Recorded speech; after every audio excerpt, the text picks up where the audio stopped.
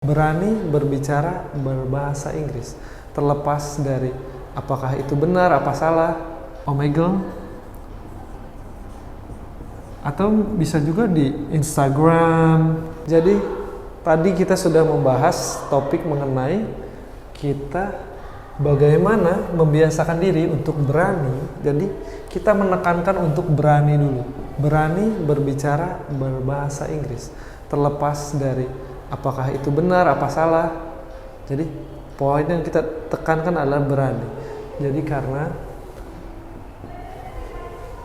inti dari komunikasi adalah berbicara, pertukaran informasi. Jadi jika tidak ada informasi yang ditukar, maksudnya apalah guna yang kita pelajari dalam berbahasa Inggris. Sebetulnya itu poin dari belajar berbahasa Inggris.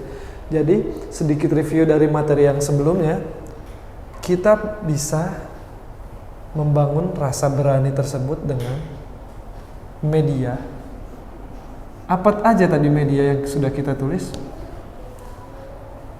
Kita bisa mendengarkan musik, listening your favorite music, and then menonton film tanpa subtitle, and then berikutnya speak with native. Misalnya kita bisa berbicara dengan orang asing yang kita temui, atau misalnya tempat kita tidak mendukung untuk bertemu dengan orang-orang natif, kita bisa juga kok memanfaatkan sosial media. Ditambah lagi sekarang banyak media yang lebih mendukung untuk percakapan, seperti Omegle, atau bisa juga di Instagram. Kita bisa menemukan berbagai macam orang dari belahan bumi lain untuk diajak berkomunikasi in English. Oke.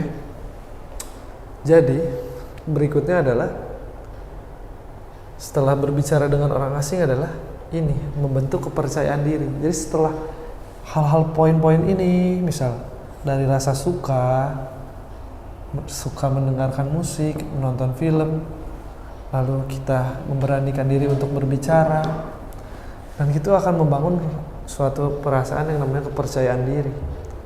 Kalau saya boleh tambahkan lagi, salah satu poin adalah bonus, mungkin adalah poin mengenai kita acting dulu deh. Misalnya kita nih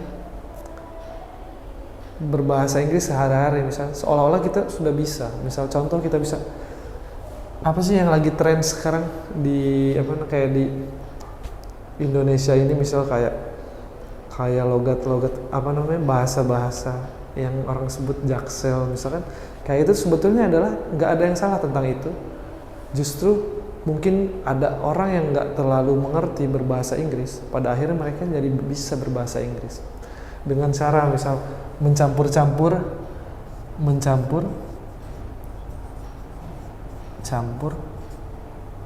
bahasa